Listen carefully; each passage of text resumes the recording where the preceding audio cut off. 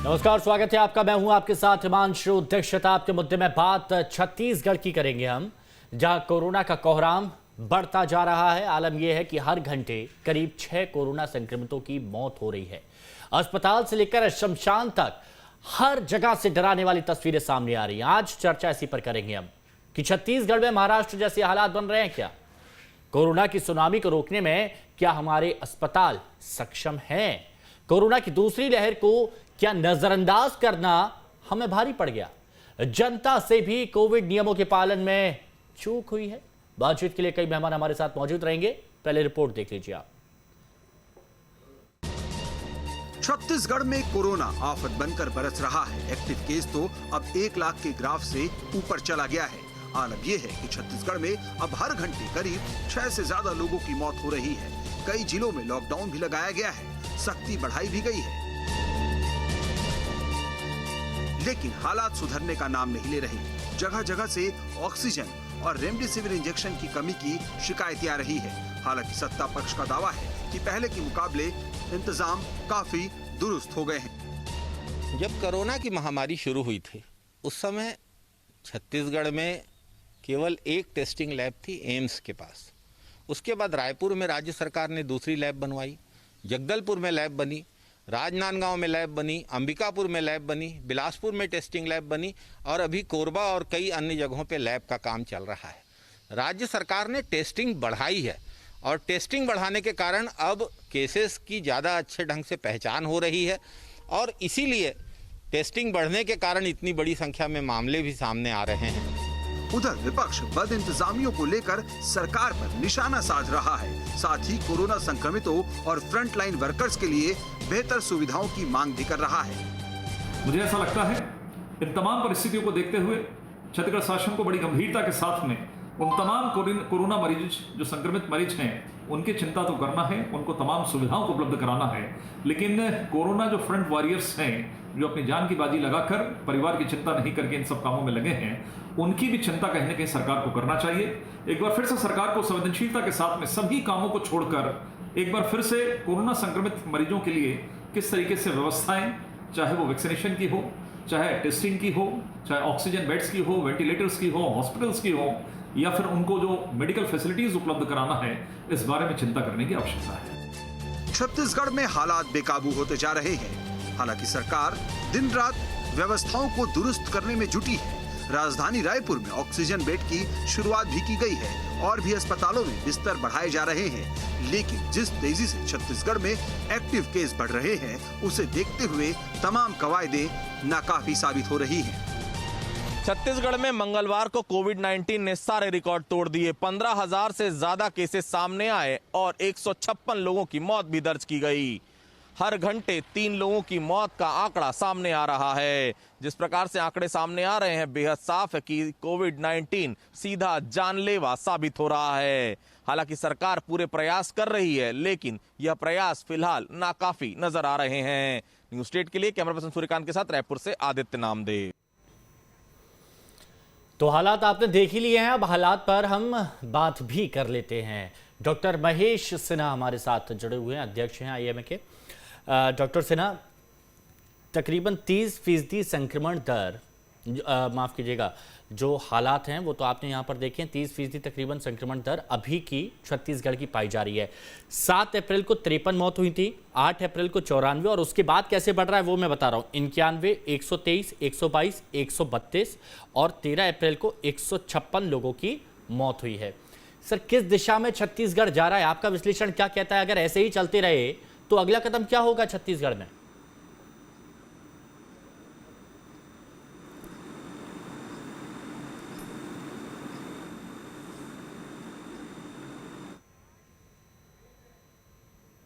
Sir, आप तक मेरी आवाज पहुंच रही है? चलिए जुड़ेंगे हम उनसे भी बात करेंगे और ये जानेंगे कि भाई क्यों आखिर ऐसे छत्तीसगढ़ में हालात हो गए हैं कि हर 4-5 दिन बाद आंकड़े डबल होते हुए नजर आ रहे हैं। हर वक्त अगर आप देखेंगे तो जो आंकड़े निकल के सामने आ रहे हैं, छत्तीसगढ़ में हर 6 घंटे में 1 मौत हो रही है और ऐसे आप बखूबी बेहतर तरीके से समझ सकते हैं कि क्या हालात हैं। बलौदा बाजार में आप देखिए 875 नए केस आ रहे हैं, 2 लोगों की मौत हो रही है। रायपुर में 4000 से ज़्यादा नए केस और 50 से ज़्यादा लोगों की मौत हो रही है।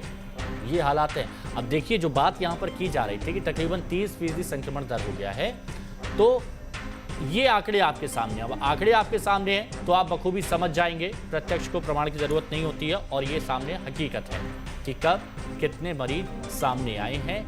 1 लाख के पार एक्टिव केस हो गए हैं, 5100 से ज्यादा। हालांकि कभी कभी 51 को शगुन माना जाता है, लेकिन यहाँ पर ये बिल्कुल उल्टा है। 5100 से ज्यादा लोगों की, मरीजों की मौत छत्तीसगढ़ में हो चुकी है। लगभग 2/3 छत्तीसगढ़ पूरी तरह से लॉक हो चुका है। एक बार फिर से डॉक्टर साहब से बात करेंगे। डॉक्टर साहब, बात यह है कि छत्तीसगढ़ में 30% करीबन संक्रमण दर हो चुकी है। मरने वालों का आंकड़ा बहुत तेजी से बढ़ रहा है, लगभग 2-3 होता जा रहा है। 156 लोग 13 अप्रैल को जो मरीज हैं वो कोरोना से लड़ते लड़ते अपनी जान गंवा बैठे। अगला कदम छत्तीसगढ़ में क्या होने वाला है इन आंकड़ों के हिसाब से, आपका विश्लेषण क्या कहता है?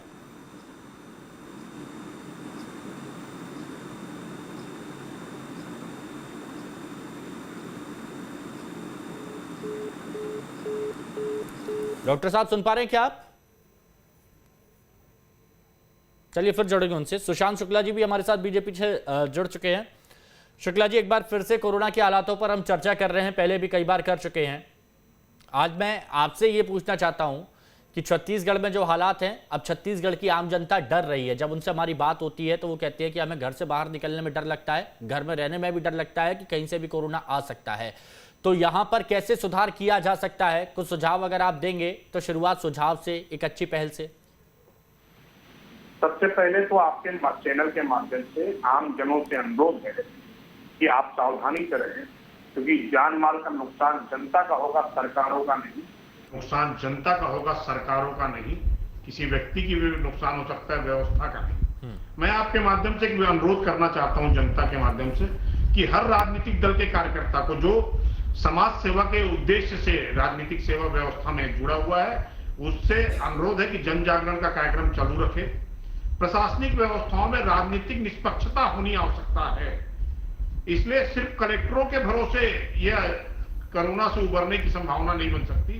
राजनीतिक दलों को जनादेश का सम्मान करते हुए पक्ष और प्रतिपक्ष को आज उस व्यवस्था के साथ खड़ा होना पड़ेगा। स्पष्ट रूप से यह दिख रहा है कि व्यवस्था हाथों से जा चुकी है और जनता काल का ग्रास बनने की ओर अग्रसर है, और यह समय जनता से ही अनुरोध करके आगे बढ़ा जा सकता है कि वो अपने घरों में रहे, सुरक्षित रहे, सोशल डिस्टेंसिंग का पालन करे, आवश्यकता होने पर ही घर से निकले। इसके छोड़ और कोई उपाय इस संक्रमण से उबरने का नहीं। बहुत गहराई की बात आपने की, लेकिन एक समस्या और शुक्ला जी यहाँ पर निकल के सामने आ रही है। जो हमने पिछली बार देखा था कि मजदूर जो हैं वो पैदल ही पलायन करना शुरू कर देते हैं।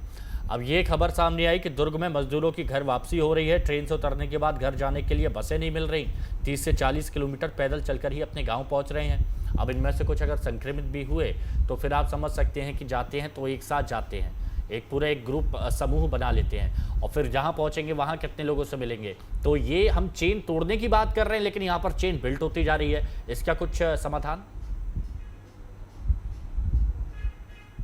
उसका एक ही समाधान है, हर राजनीतिक दलों की व्यवस्थाएं ग्रास रूट लेवल तक हैं। प्रशासन के साथ, सामाजिक संगठनों के साथ, व्यापारिक संगठनों के साथ, अगर जनादेश प्राप्त व्यक्ति जो सरकार में है वो अगर व्यवस्था को संतुलन बनाएगा, सामाजिक सहयोग लेगा, तो ही यह चैन टूट सकती है, चैन बनने के बजाय। आज की डेट में प्रदेश में देखने को यह मिल रहा है कि सत्ता में बैठे शासक उदाहरण प्रस्तुत करने के अलावा सब कुछ कर रहे हैं। वो अभी तक सर्वदलीय बैठक नहीं बुला पाए, वो सामाजिक संगठनों को एक चेन में नहीं पुरो पाए, वो व्यापारिक संगठनों को एक चेन में नहीं पुरा पाए, और सबसे बड़ी समस्या कलेक्टरों के भरोसे चल रहे हैं कि कलेक्टर जो चाहें जिलों में करें। जनता ने जनादेश सत्ता के लिए उनको दिया है, और मैं चाहूंगा कि आगे सामने आके प्रदेश का नेतृत्व करें। यह बड़ा विकट परिस्थिति है प्रदेश के सामने। डॉक्टर साहब, क्या आप तक मेरी आवाज पहुंच रही है?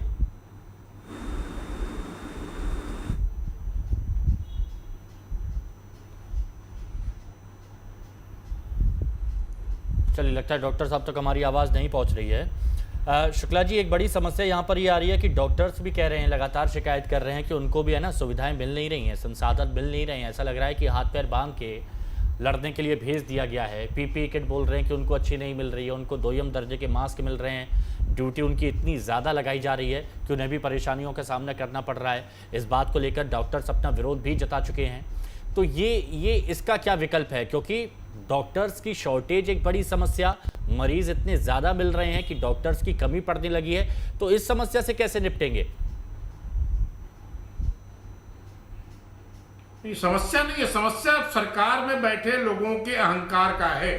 जिस प्रदेश के स्वास्थ्य मंत्री को वहां का मुख्यमंत्री काम करने ना देता हो, आज जूडा हड़ताल पर हैं और उसके लिए उनसे बात करने की व्यवस्था सरकार ने एक व्यवस्था नहीं बनाई है। डॉक्टर की पीपीई किट नहीं सर, अभी जो अपडेट आ रहा है वो डॉक्टर्स की हड़ताल खत्म हो गई है। अगर भाई अगर वो इस वैश्विक महामारी के काल में 24 घंटे भी हड़ताल में रहे हैं तो भी एक विकट समस्या उन्होंने पैदा कर दी, क्योंकि उनसे कोई बात करने, संवाद करने की स्थिति में प्रदेश में नहीं है। अच्छा, एक डॉक्टर साहब से मैं जान लेता हूं। डॉक्टर साहब एक बार फिर से हमारे साथ जुड़ चुके हैं। डॉक्टर साहब, बहुत विकराल समस्या है। छत्तीसगढ़ अगर इसी हालत से चला तो आपका विश्लेषण क्या कहता है, आने वाले 2-4 दिन में छत्तीसगढ़ की क्या स्थिति हो जाएगी?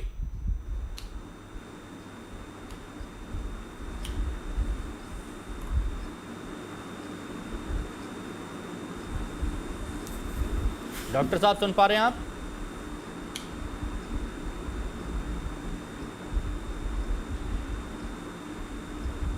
चलिए, लगता है आज डॉक्टर साहब से बातचीत करना थोड़ा मुश्किल यहाँ पर हो गया है।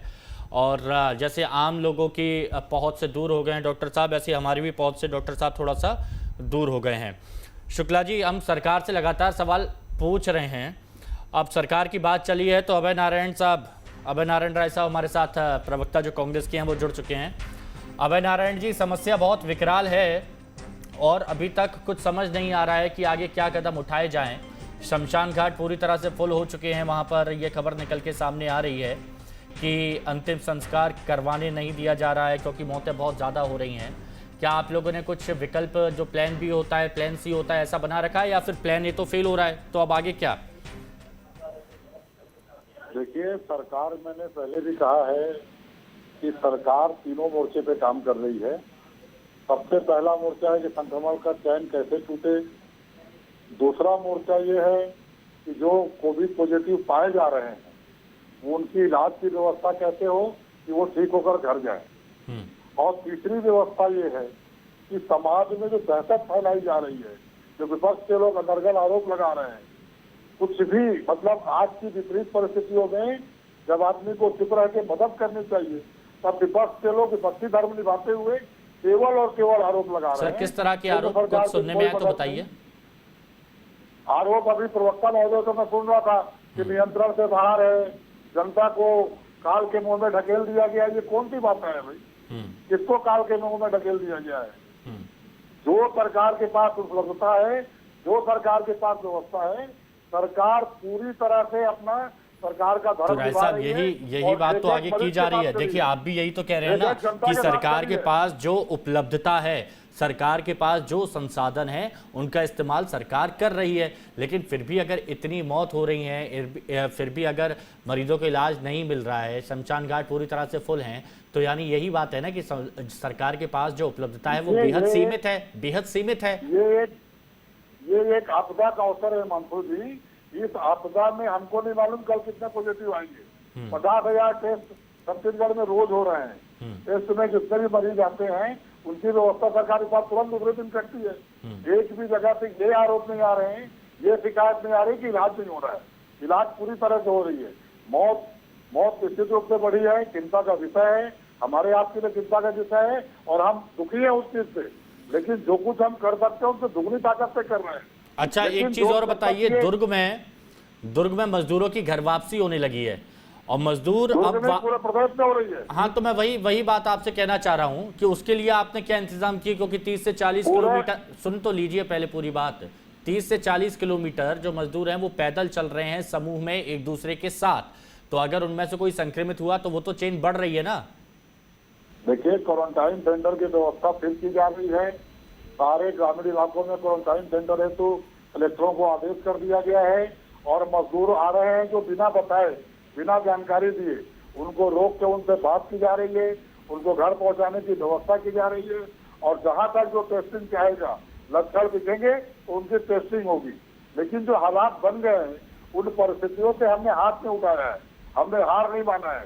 सरकार वचनबद्ध है कि हर एक प्रत्येक व्यक्ति के साथ खड़ी होगी और प्रत्येक व्यक्ति के साथ काम करेगी। अच्छा, यानी आप ये कह रहे हैं कि विपक्ष इस आपदा को अवसर बना के सरकार पर बिना बातों के सवाल खड़े कर रहा है। शुक्ला जी, ऐसा क्यों किया जा रहा है? तो है नहीं, उनके पास करने को कुछ है नहीं। नहीं, बहुत कुछ है तो बात कर लेते हैं। शुक्ला जी, क्यों कर रहे हैं भैया, आपदा को अवसर क्यों बना रहे हैं? प्रधानमंत्री और गृह मंत्री भाषण दे रहे हैं, बंगाल में जाके रैलियां कर रहे हैं। सर, आपके यहाँ भी हो रहा है, वो आपके मुख्यमंत्री नहीं गए क्या?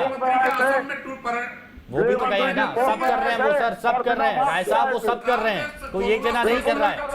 इसीलिए सामने वाले पूरे मुख्यमंत्री और मंत्री हमारे प्रधानमंत्री तो सर नहीं आ रही है। देखिए, छत्तीसगढ़ भी इस वक्त आईने का घर है। अब आप दूसरों पे पत्थर फेंक रहे हैं तो अपने पास भी लगेंगे, टूट जाएगा कांच। रुक तो जाइए जरा। शुक्ला जी, बताइए आपदा को अवसर क्यों बना रहे हैं गलत तरीके से? प्रदेश को आज प्रदेश के खर्चे पर असम के चुनाव के प्रायोजक बनने चले। आरोप लगाने से कोरोना नहीं जाएगा। कोरोना के साथ विपक्ष राय साहब एक सवाल बार बार उठा रहा है, आप सर्वदलीय बैठक या फिर वीडियो कॉन्फ्रेंसिंग के जरिए क्यों नहीं विपक्ष के साथ एक बार जुड़ जाते हैं, उनसे बात कर लेते हैं, कुछ निकल जाएगा मिल बांट के। सुशांत शुक्ला जी को पता नहीं है कि रोज बात होती है, अजय जमाकर से रोज बात होती है, प्रेम प्रकाश पांडे ने किसने मना किया बात मत करें? ये लोग मुख्यमंत्री को फोन लगाए, ये स्वास्थ्य मंत्री को फोन लगाए, क्यों नहीं बोलते? इनको ये खबर है कि स्वास्थ्य मंत्री से बात नहीं होती। अच्छा शुक्ला जी सुनिए ना, शुक्ला जी राय साहब ये कह रहे हैं, शुक्ला जी राय साहब ये कह रहे हैं कि अग्रवाल जी से, बृजमोहन अग्रवाल जी से और विपक्ष कई नेताओं से सरकार संपर्क में बातचीत होती रहती है, स्वास्थ्य मंत्री की भी बातचीत हो रही है, तमाम सामाजिक संस्थाओं से वीडियो कॉन्फ्रेंसिंग हुई है, तमाम जिले के डॉक्टर साहब एक एक करके बोलिए ना। सुनिए ना राय साहब, जरा आपकी बात मैंने बहुत सुनी, अब आपकी बात आगे रख रहा हूं तो जरा शुक्ला जी को सुनते हैं। शुक्ला जी बोलिए, बात हो तो रही है, फिर क्यों सवाल उठा रहे हैं? देखिए सर, मैं एक विषय बताता हूँ। हाँ। अभी भी नहीं सुधरेंगे तो पीड़ियां भुगतेंगी, इस बात को ध्यान रखिएगा। जनता आपको जनादेश दिया, शासक बनाइए तो शासक उदाहरण प्रस्तुत करे। आज अच्छा, आप दोनों को मैं एक चीज बता दूं, कि छत्तीसगढ़ में कांग्रेस और बीजेपी के अलावा भी बहुत लोग हैं। पीढ़ियां कांग्रेस की भुगतेंगी, बीजेपी की भुगतेंगी, और छत्तीसगढ़ में कई ऐसे लोग हैं जिनका इन राजनीतिक दलों से कोई वास्ता नहीं है, कोई ताल्लुक नहीं है, वो सिर्फ अपने परिवार की चिंता करते हैं, उनकी भी पीढ़ियां भुगत रही हैं। तो दलगत राजनीति से थोड़ा सा ऊपर उठ जाइए।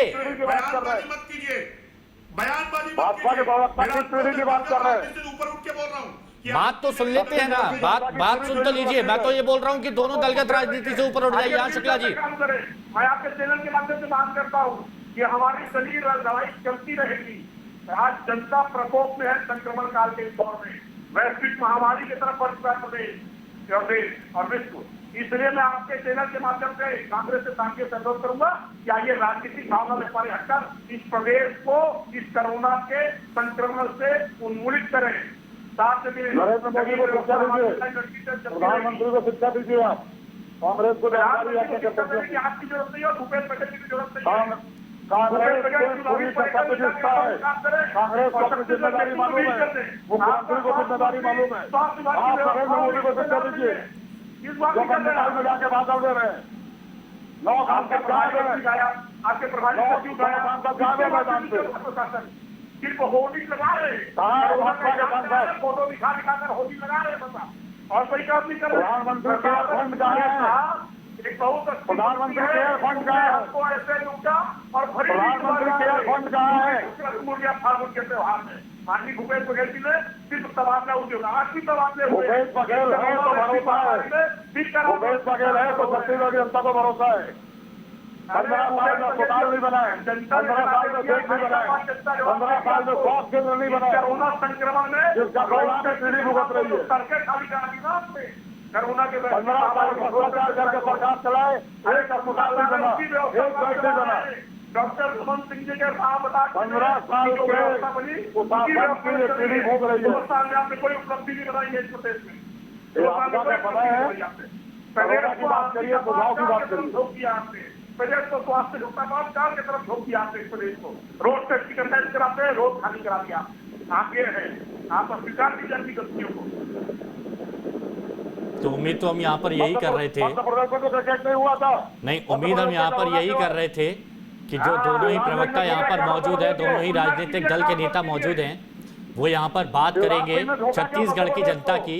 लेकिन यहाँ जो 20-22 मिनट मिलते हैं, यहाँ पर बात हुई आपके मुख्यमंत्री के बारे में, यहाँ पर बात हुई आपके प्रधानमंत्री के बारे में।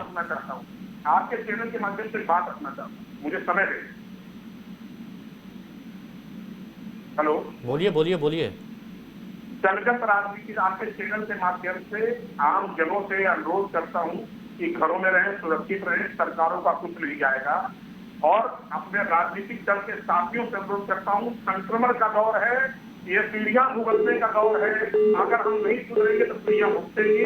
मैं दल के सभी दलों से अनुरोध करता हूं कि राजनीति से परे हटकर इस संक्रमण काल में जन जागरण की व्यवस्था बनाए। जो वंचित हैं उनको व्यवस्था से अवगत कराएं, उनको व्यवस्था का हिस्सा बनाएं।